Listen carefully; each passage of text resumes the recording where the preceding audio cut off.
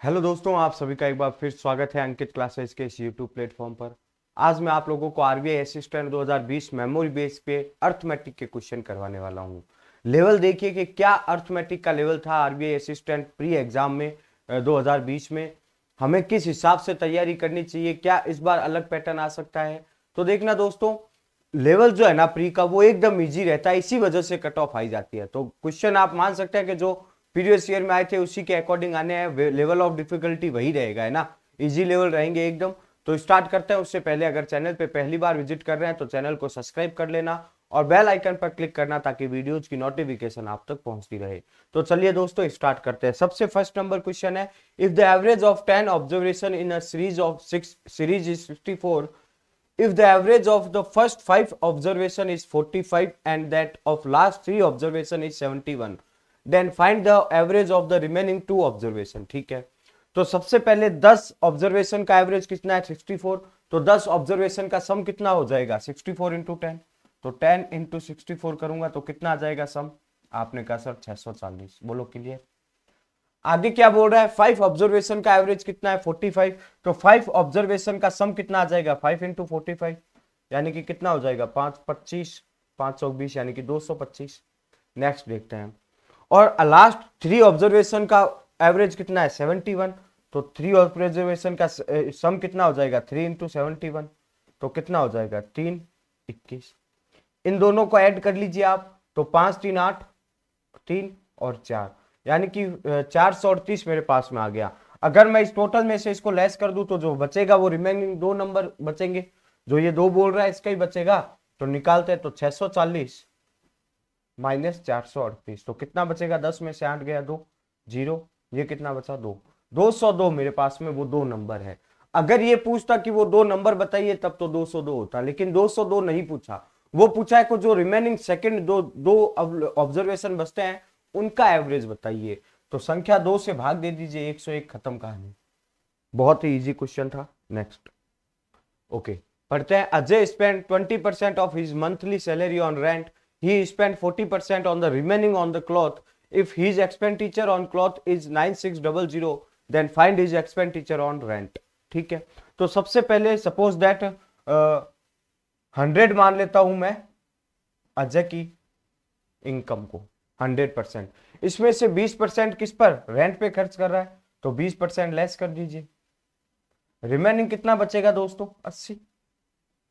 अब इस 80 का 40% क्लॉथ पे खर्च कर रहा है, तो 80 का 40% निकालेंगे कितना हो जाएगा 32। और इस 32% की ही वैल्यू क्वेश्चन में 9600 दी हुई है। तो 32 की यूनिट की वैल्यू कितनी है 9600। तो एक यूनिट की वैल्यू कितनी आ जाएगी, ये 3 गुना है यानी कि 300 आ जाएगी एक यूनिट की वैल्यू। हमसे क्या चाहता है, हमसे ये चाहता है if his expenditure cloth in then find the expenditure of rent. तो रेंट पर हमने 20% किया था, 1% की वैल्यू 300 है, तो 20% की वैल्यू 6000, खत्म कहानी। ऑप्शन ए, आगे बढ़ो। बहुत ही इजी था, 20-20 सेकंड में कर सकते हैं। ओके, इस क्वेश्चन को देखते हैं। A, B and C are positive integers such that A is 20% less than C and C is 50% more than B. If the sum of A, B and C is 185, then find the value of P. ठीक है, तो सबसे पहले क्या बोल रहे हैं, A is 20% less than C। तो A जो है वो C से 20% कम है। 20% यानी कि 1/5 होता है।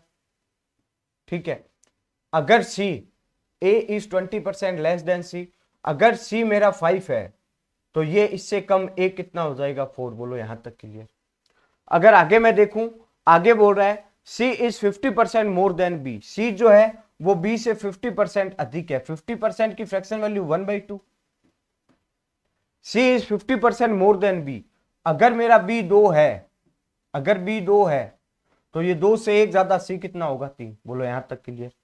अब आप देख रहे हैं कि मेरा C जो है वो यहां पर 5 है, यहां पर 3 है, लेकिन ये तो पॉसिबल नहीं है, इक्वल होना चाहिए। इक्वल करने के बहुत मेथड है, लेकिन आप डायरेक्ट इसको कैसे इक्वल बना सकते हैं, यहां पर 15 चाहिए, यहां पर 15 चाहिए, तो इस इक्वेशन को मैं 3 से मल्टीप्लाई कर दूंगा और इसको मैं किससे 5 से कर दूंगा, तो ऑटोमेटिक बराबर हो जाएगी। तो मेरे पास में A, B और C कितना आएगा देखना। 4 को 3 से किया तो 12, B को 5 को सॉरी B कहाँ है, ये रहा मेरा, B को 5 से करूंगा तो कितना आ जाएगा 10, और सी 5 टी 15 यानी कि 15। तो ए बी सी मेरे पास में कितना आ गया 12 10 50।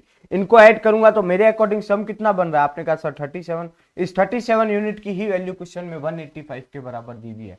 बोल रहा है ना if the sum of A B C is इतना, मेरे अकॉर्डिंग इतना, तो ये कितना गुना हो जाएगा इसका, ये हो जाएगा भैया 5 गुना, 5 टाइम हो रहा है ये। हमसे क्या चाहता है, then find the value of B. तो बी की वैल्यू, भाई बी हमने क्या ऑब्जर्व किया हुआ है 10, 10 का 5 गुना 50, खत्म कहानी। क्लियर? देखो कितने इजी क्वेश्चन है भाई, कितने इजी क्वेश्चन आ रहे हैं। चलिए नेक्स्ट क्वेश्चन नंबर 4 पर चलते हैं।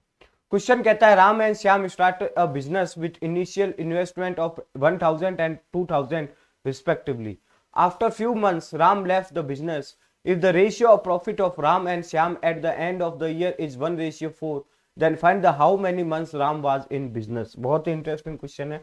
हमें पार्टनरशिप में ओरिजिनल इन्वेस्टमेंट से मतलब नहीं रहता, हमें रेशियो चाहिए। जब तक कोई पर्टिकुलर कंडीशन नहीं होती, हमें ओरिजिनल इन्वेस्टमेंट ओरिजिनल रुपए से कोई मतलब नहीं। मैं रेशियो बनाऊंगा तो राम आर और श्याम, तो भाई 0 से 0 कैंसिल कर दीजिए, तो मेरे पास में ओवरऑल रेशियो कितना रहा 1:2।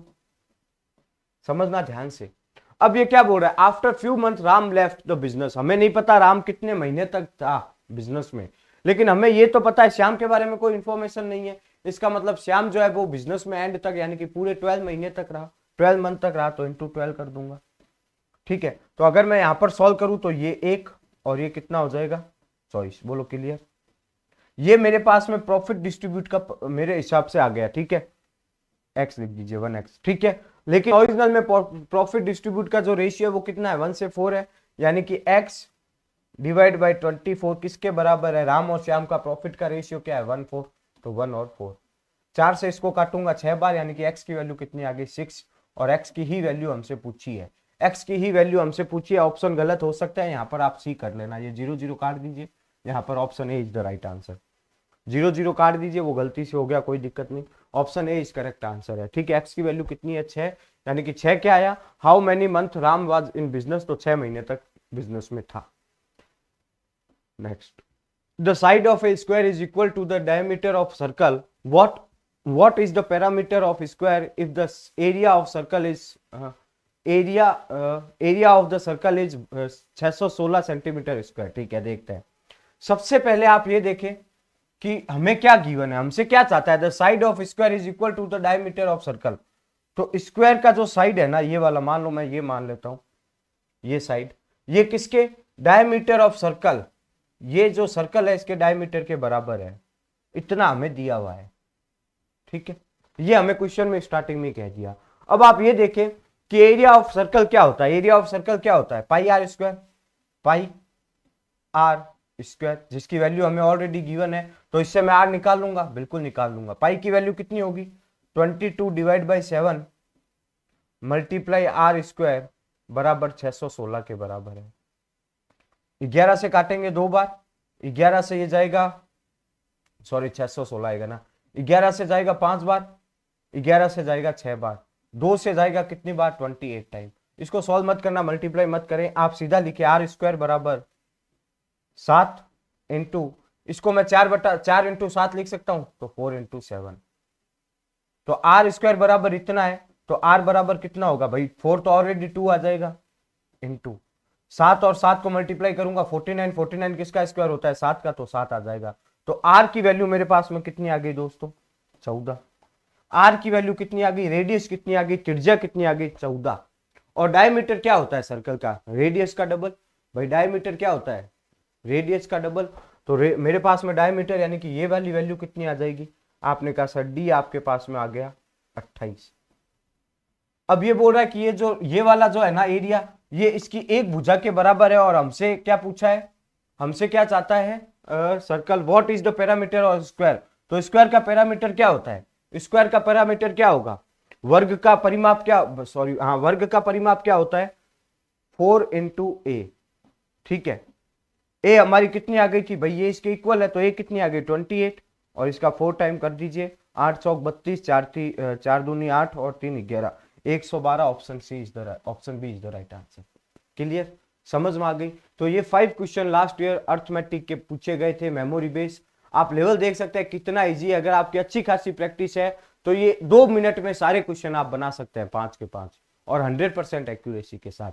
तो आपको लेवल इसी पैटर्न पर आधारित करनी पड़ेगी, इसी आधार पर लेवल करें, ताकि अगर मान लो इसी लेवल के क्वेश्चन आए तो आसानी से आप बना सके। ठीक है, कट ऑफ हाई इसी वजह से जाती है क्योंकि एग्जाम का लेवल ये रहता है ना।